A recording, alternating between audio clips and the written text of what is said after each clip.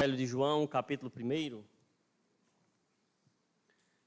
para fazermos aqui uma introdução para tudo que iremos ver agora pela manhã e à noite.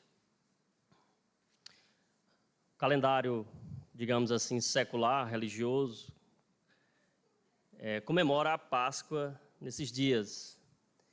E pouco há de entendimento acerca do significado desse momento. Então nós precisamos trazer à memória uma série de verdades bíblicas que jamais poderão ser esquecidas por nós. Tanto Pedro como Judas falam sobre trazer à memória a nossa mente esclarecida. Quando nós estamos estudando um tema dessa magnitude, não é nem que nós queremos acrescentar algo. Muito do que eu vou falar aqui os irmãos até já sabem, já conhecem.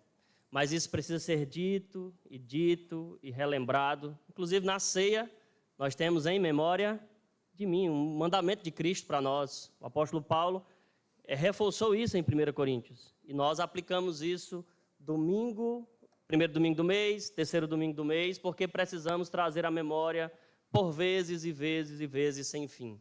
É interessante, irmãos, que certa vez perguntaram a Lutero por que ele pregava tanto sobre a cruz? Por que ele falava tanto acerca de Jesus Cristo e este crucificado?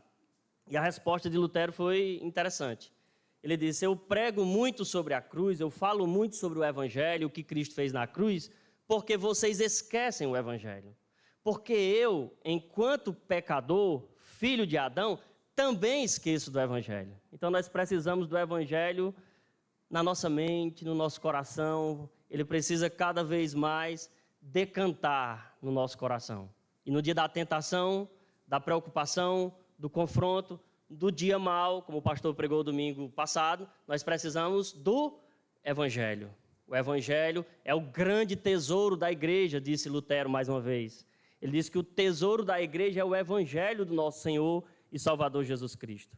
Nós vamos ler João 1, verso 29, porque é o cerne não só dos 4 evangelhos, é o centro não só dos evangelhos sinóticos e também do evangelho de João, que é um evangelho à parte, mas de toda a Bíblia.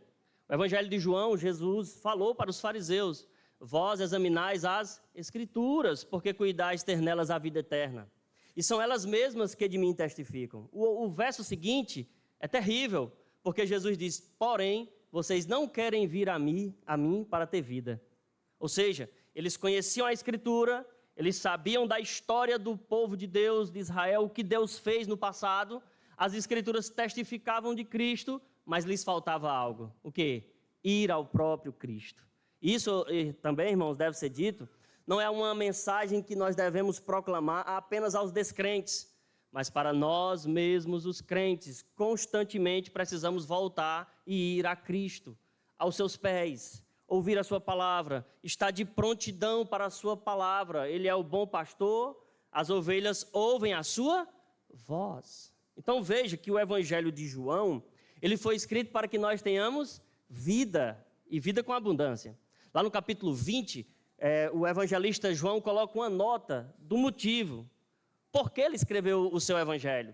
Ele disse: olha, Jesus fez muitos outros sinais na presença dos seus discípulos, que não dá nem para ser contabilizado, porque nem todos os livros do mundo caberiam os grandes feitos do Senhor Jesus. Mas estes que foram escritos para que creiam no nome do unigênito Filho de Deus. E para que, crendo, tenhais vida em seu nome.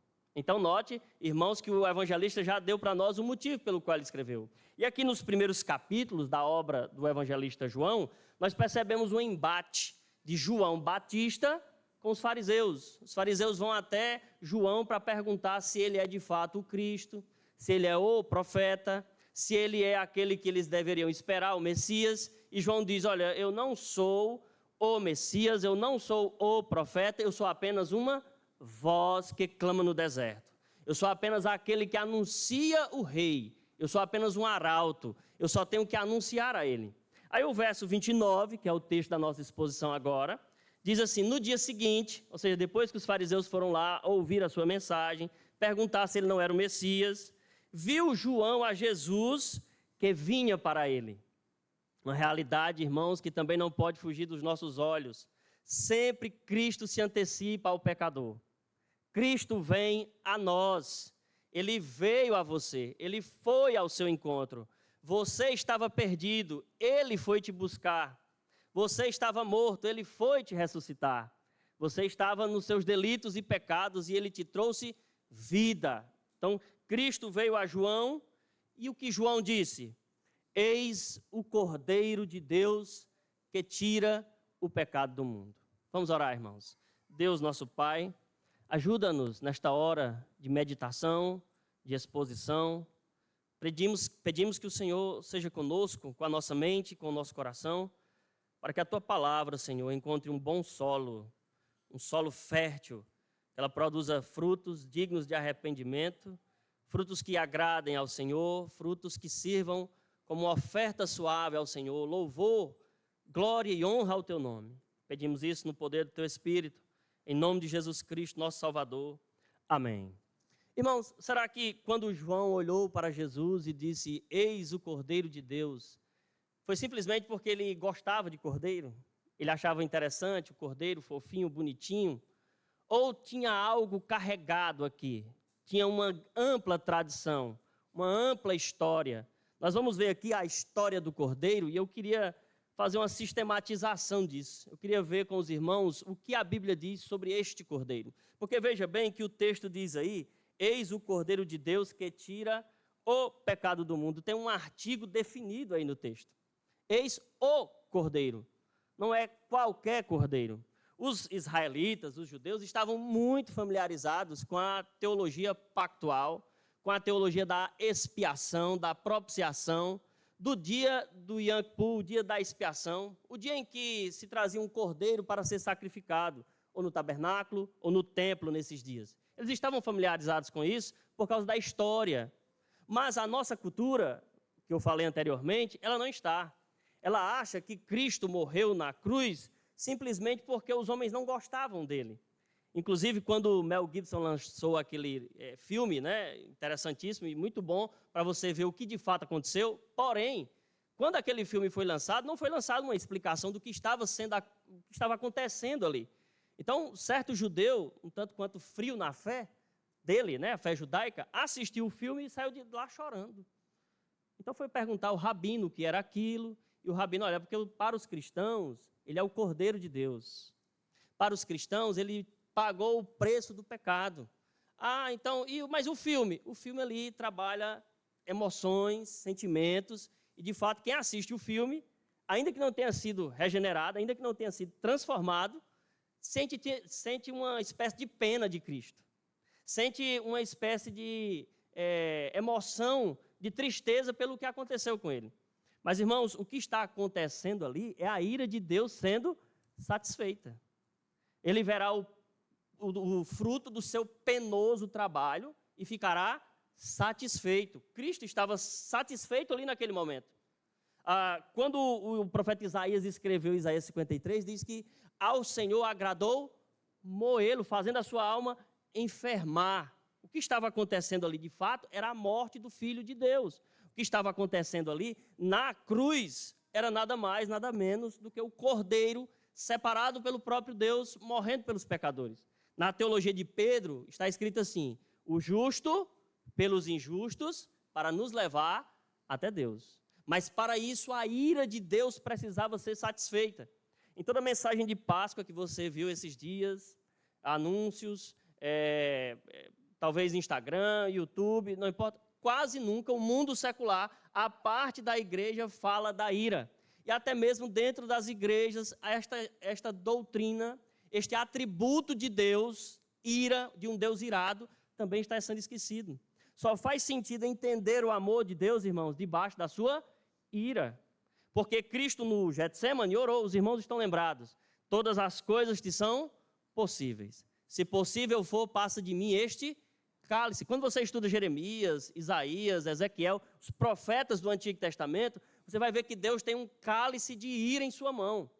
Quando você olha o livro de Apocalipse, você vê que Deus derrama a sua ira em taças, em cálices, sobre uma humanidade que se rebelou contra ele.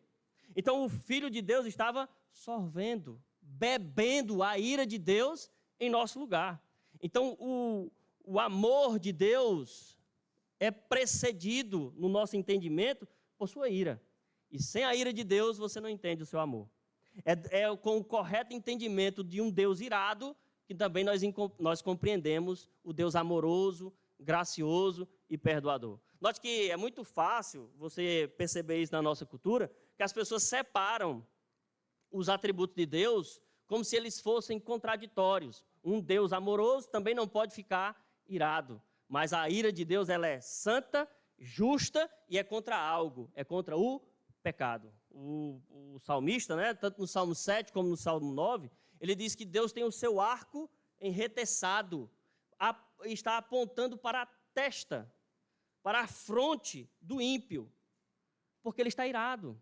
Note que o Salmo 9 diz que os ímpios serão lançados no inferno, e todas as nações que se esquecem de Deus, porque Deus é um Deus irado. Há quem erre, e erra feio, quando acredita que a ira de Deus, ela não estará sendo manifesta nos nossos dias. É um erro, um ledo engano, porque a Escritura diz, Romanos capítulo 1, do céu se manifesta a ira de Deus contra toda impiedade e injustiça dos homens que detêm a verdade pela injustiça. Então, quando você vê catástrofes, incêndios, governos corruptos, guerras, pestes, fomes, o que você vê? Um povo debaixo de uma ira. Só que essa ira ainda é parcial. Quando o cordeiro que foi morto e é digno de abrir o livro, desatar os selos, abrir os 7 selos e as taças da ira forem caindo sobre a humanidade, então isso será eternamente. O cálice da ira de Deus. Agora, aqueles que estão em Cristo estão guardados dessa ira. Essa é a mensagem da Páscoa. O Cordeiro de Deus, lá no Êxodo, ele foi aquele que substituía os primogênitos israelitas. Estão lembrados de Gênesis 11, Gênesis 12? Páscoa significa passar. Então, a ira de Deus veio sobre o Egito. Atingiu os israelitas? Não, porque um cordeiro foi morto em lugar deles. É uma substituição. Os reformadores, os puritanos, chamavam isso de doutrina da substituição penal do cordeiro pelo pecador. Na beleza que o apóstolo Paulo escreve aos Coríntios, está assim: aquele que não conheceu o pecado, Deus o fez pecado por nós, para que a sua justiça caísse sobre nós, para que os nossos pecados caíssem sobre ele. Na poesia que nós cantamos aqui na igreja, nós a plenos pulmões falamos, foi na cruz, onde um dia eu vi o meu pecado castigado em Jesus. Note que quando nós falamos que a salvação é pela graça, nós estamos dizendo com isso que é de graça para quem? Para você. É de graça para mim. É de graça para a sua igreja, que ele comprou com o seu próprio sangue. Mas para Cristo ela teve um alto preço. Para o Pai teve um alto preço. Então, vamos estudar aqui, irmãos, ainda como introdução, algumas vezes em que esse cordeiro aparece no Antigo Testamento e esse entendimento foi crescendo na mente do povo hebreu e precisa crescer na nossa mente. Então, olha aí, Gênesis capítulo 3, para você perceber isso na Sagrada Escritura.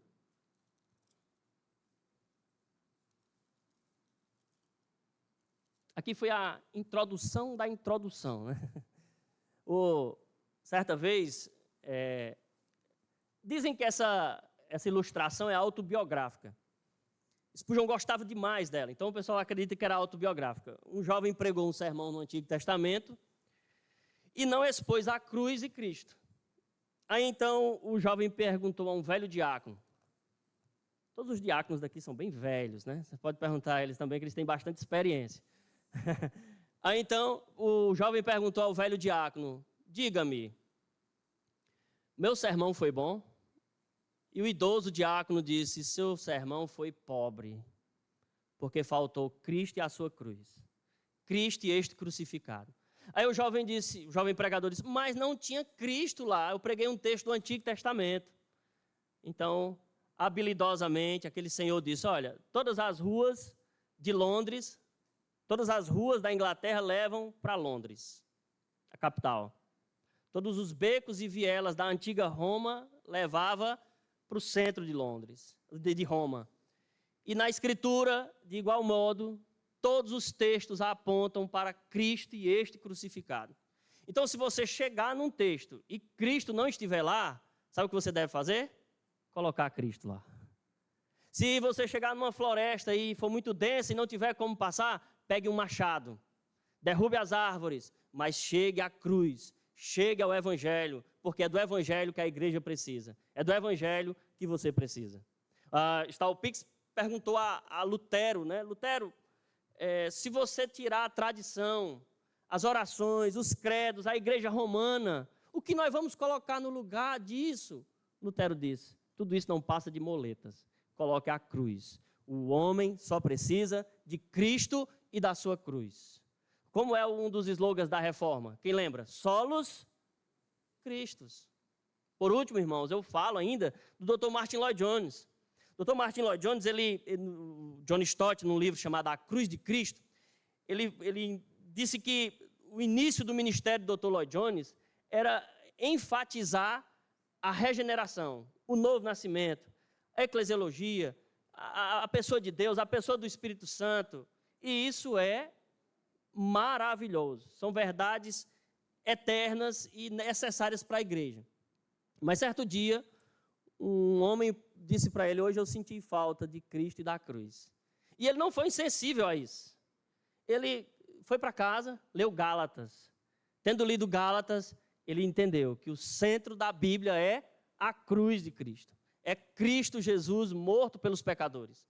Então, ele começou a expor Gálatas na igreja. E expôs com muita clareza a carta aos Gálatas. Certamente nós temos aqui na nossa biblioteca, para quem quiser ler. Mas Gênesis 3, acontece a queda. Não é isso que acontece aqui em Gênesis 3? Os nossos pais sucumbiram à tentação da serpente. Agora eles iriam experimentar morte, dor, angústia, perplexidade, sofrimento. A terra foi amaldiçoada, espinhos e abrolhos surgem no mundo. O homem tenta, de alguma forma, resolver o problema do pecado. Quando nós, irmãos, tentamos resolver o problema do pecado, sabe o que é que nós conseguimos? Mais pecado. Quanto mais você tenta mexer no pecado, pior ele fica. Então, saiba de uma vez por todas, só Deus pode lidar com o pecado e ninguém mais. É por isso que o texto diz aqui, irmãos, que eles fizeram folhas para cobrir a sua nudez, a sua vergonha, a culpa, mas isso não trouxe nenhum benefício. Então, quando chega no verso de número 15, Deus promete o evangelho, né? A mulher terá, a serpente picará o calcanhar, mas o filho da mulher esmagará a cabeça da serpente.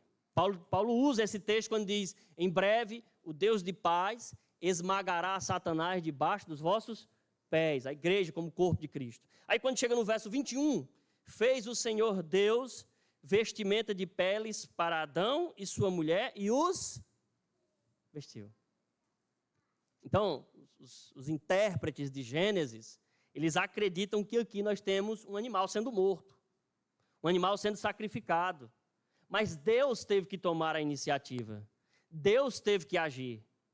Então aqui há um simbolismo daquilo que Cristo fez. João Calvino, comentando isso, ele diz que a justificação pela fé também é um revestir-se da justiça de Cristo.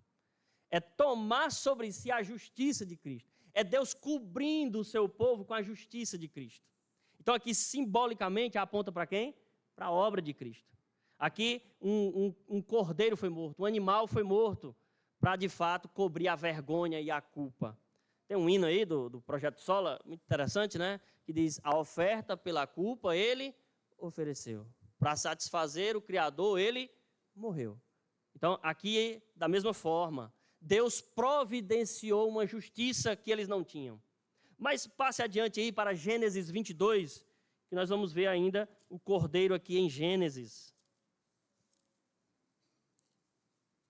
Ou então, poderíamos dizer que estamos vendo um cordeiro, né? Que apontam, que são símbolos, que são sombras daquele que haveria de vir, o Cordeiro de Deus que tira o pecado do mundo. Então, Gênesis 22, os irmãos lembram da história? Abraão é chamado por Deus para oferecer um holocausto, um sacrifício, o seu próprio filho Isaque, a quem ele amava. E a mulher de Lutero disse a ele, Lutero, eu acho que Abraão entendeu errado. Deus jamais pediria isso de Abraão. Então Lutero disse, mulher, Deus fez isso com seu próprio filho, quanto mais com o filho de Abraão. E de fato, ele não poupou ao seu próprio filho, antes por todos nós o entregou. Romanos 8:31. Quem usará a acusação contra os eleitos de Deus? É Deus quem os justifica. Então, aqui Deus pede isso a Abraão. E Abraão vai obedecer a Deus. A Escritura diz que Abraão creu em Deus e isso lhe foi imputado como justiça. Note que a palavra justiça sempre vai aparecer nesses textos. E aí, a Escritura diz que Isaac perguntou a Abraão. Isaac, um jovem de 16 anos, perguntando a um idoso de 100 anos. Onde está o cordeiro para o holocausto? Aqui tem madeira, tem a lenha, aqui tem o fogo, tem o cutelo. As pedras nós vamos conseguir por lá, com certeza, mas onde está o cordeiro? Deus providenciará para si um cordeiro, meu filho. Então, em Gênesis 3, o cordeiro é procurado. Em Gênesis 22, pela fé, Abraão crê que Deus vai providenciar para si. Então, é interessante, irmãos, que Isaac também teve fé nesse texto, porque ele se deixou amarrar. Imagine aí um jovem se deixando amarrar por um idoso, sabendo o que vai acontecer. O holocausto era quando um animal era morto e completamente queimado. Então, Deus pediu isso a Abraão. E Abraão, pela fé, executou aquilo que Deus queria. E é interessante que quando você lê Hebreus 11, a Escritura diz que pela fé Abraão sacrificou Isaac, porque cria que Deus era poderoso para recobrá-lo de dentre os mortos. Ou seja, Abraão fez o que deveria ser feito. Obedeceu a Deus. Nem sempre, irmãos, somos chamados a obedecer a Deus com um sorriso no rosto. Às vezes vai ser com o coração apertado, com lágrimas nos olhos, com a boca seca, com angústia, com perplexidade, confusão mental até. Mas o nosso chamado é para obedecermos à palavra de Deus. Hoje, se ouvirdes a voz do Senhor, o teu Deus, não endureça o seu coração. Note aí que o texto diz assim, quando Abraão ia sacrificar o seu filho, um anjo bradou do céu e disse, Abraão, Abraão, não faça tal coisa, porque agora eu sei que tu temes a Deus. E aí quando chega no verso 13, o texto diz assim, tendo Abraão erguido os olhos, viu atrás de si um carneiro preso pelos chifres entre os arbustos. Tomou Abraão o carneiro e ofereceu em holocausto, como é que está aí na sua Bíblia? Em lugar do seu filho. Houve uma substituição aqui, irmãos? Um cordeiro foi morto no lugar de Isaac. A beleza do evangelho é esta. Deus deu seu filho para morrer em nosso lugar. Eu merecia a cruz. Eu merecia a morte. Eu merecia a condenação.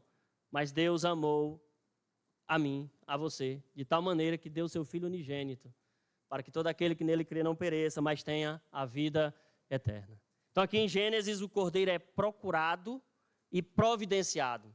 Veja aí Êxodo 12 agora, irmãos.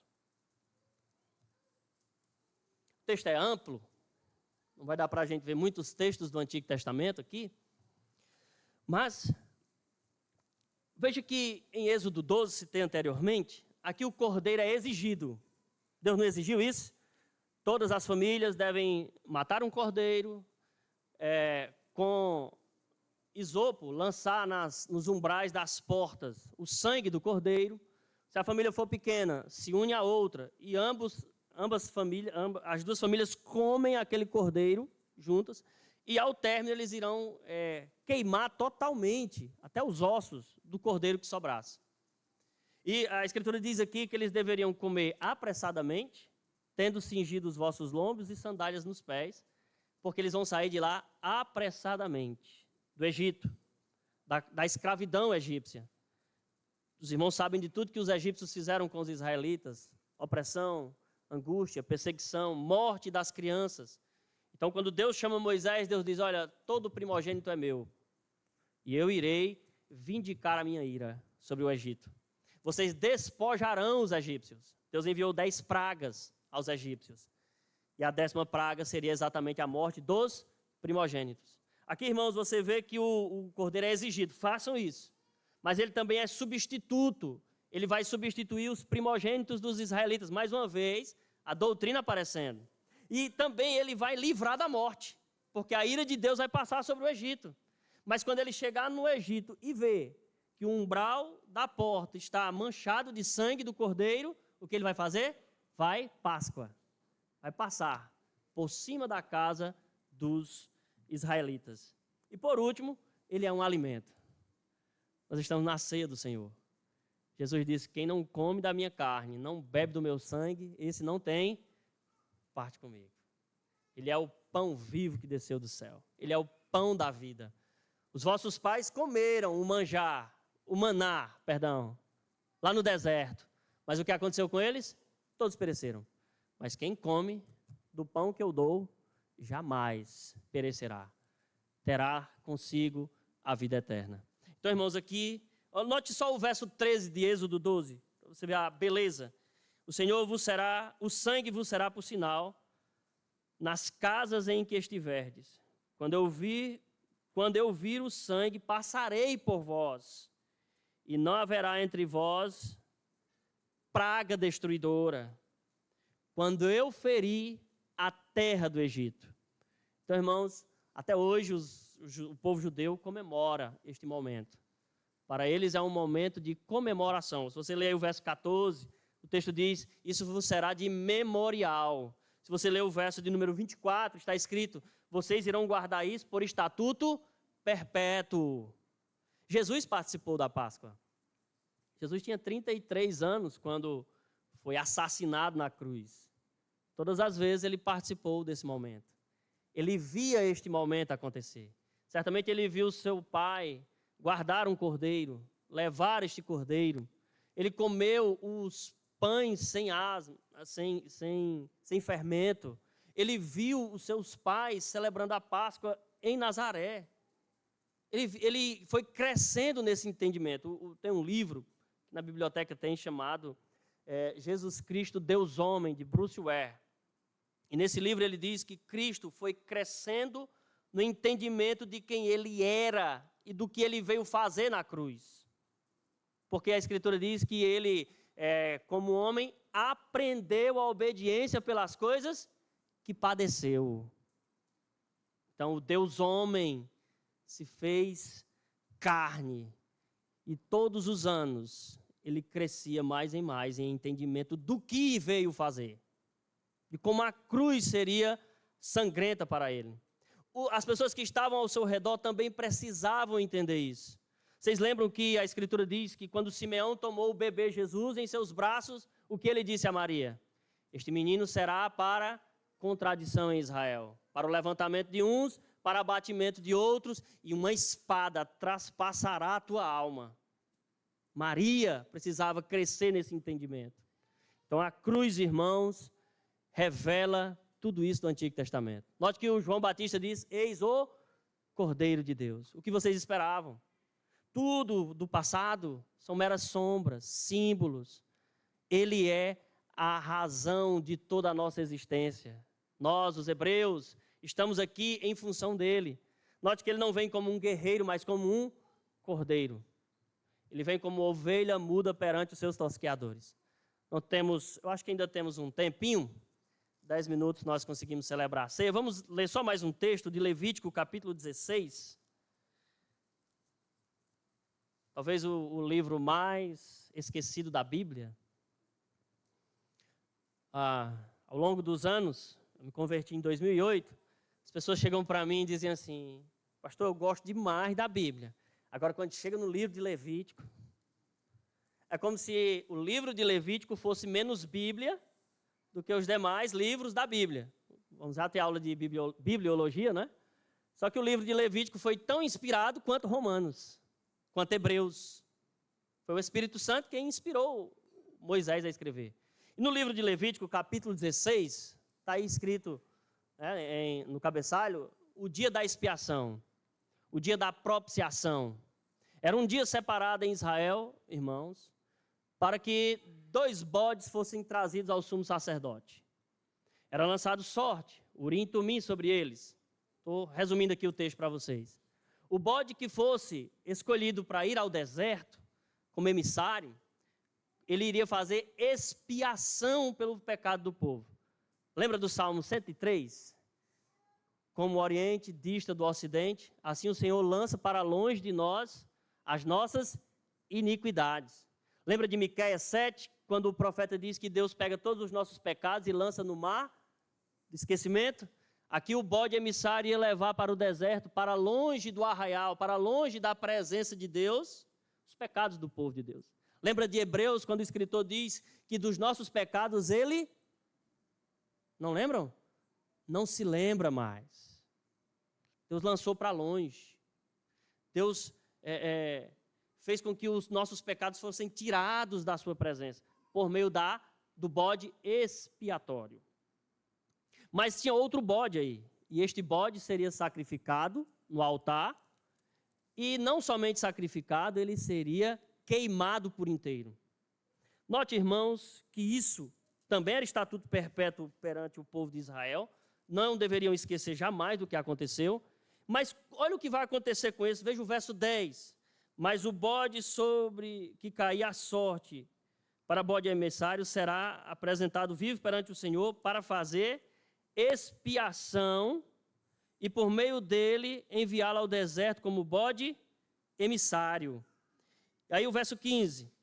Depois imolará o bode da oferta pelo pecado, que será para o povo, e trará o seu sangue para dentro do véu, lugar santíssimo, e fará o seu sangue como fez com o sangue do novilho, aspergi-lo-á no, como está aí na sua Bíblia, propiciatório. Ou seja, ele vai fazer propiciação pelos nossos pecados. Então, expiação, lançar para longe. Propiciação é o sangue que representa, o holocausto que representa uma ira satisfeita. O pecado do povo foi lançado sobre o holocausto, sobre o bode propiciatório. Então, o que Cristo fez na cruz, pastor? Ele fez expiação e fez propiciação pelos nossos pecados. Certa vez, irmãos, perguntaram a um puritano qual era o livro mais importante da Bíblia. E ele disse, o livro mais importante da Bíblia é Romanos. E dentro de Romanos, qual é o capítulo mais importante? Ele disse, o capítulo 3. Está no livro, o comentário de Romanos, do Dr. Lloyd Jones. E dentro de Romanos 3, qual é o versículo mais importante? Ele disse o verso 25. Por quê? Porque tem lá que Cristo fez propiciação pelos nossos pecados em seu sangue. Romanos 3, 25. Diz assim, a quem Deus propôs no seu sangue como propiciação mediante a fé para manifestar a sua justiça, por ter Deus, na sua tolerância, deixado impunes os pecados anteriormente cometidos. Então, quando João Batista olhou para Jesus e disse, eis o Cordeiro, tudo isso estava na sua mente. Quando passamos pela Páscoa, o que deve estar na nossa mente? Uma substituição. Cristo nos substituiu na cruz do Calvário. Amém, meus irmãos? Eu vou fazer uma oração enquanto o pessoal do louvor se aproxima para tomarmos a ceia. Deus, nosso Pai, obrigado porque o Senhor providenciou para si um cordeiro. Não podemos fazer nada, Senhor, em relação ao pecado. Precisamos da Tua justiça, precisamos ser revestidos de Cristo. Pedimos, Senhor, que Ele nos substitua, não somente no que Ele fez na cruz, mas também como intercessor, que Ele possa interceder por nós neste momento, que o Senhor lembre de Jesus Cristo na cruz do Calvário. Ele é o sumo sacerdote, Ele é a oferta pela culpa, Ele é o Filho de Deus. Ele tirou o nosso pecado, por isso nos aproximamos de Ti, pelo novo e vivo caminho que Cristo nos consagrou. Nos abençoe, que isto fique fincado na nossa mente, no nosso coração, para a glória do Teu nome e para o louvor da Tua majestade. Oramos em nome de Jesus. Amém.